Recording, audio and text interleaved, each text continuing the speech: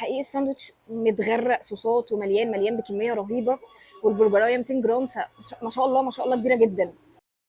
التتبيله بتاعت البرجرايه حلوه قوي. كميه الصوصات اللي جوه عامله تيست عالمي. البرجرايه بسم الله ما شاء الله تخينه جدا،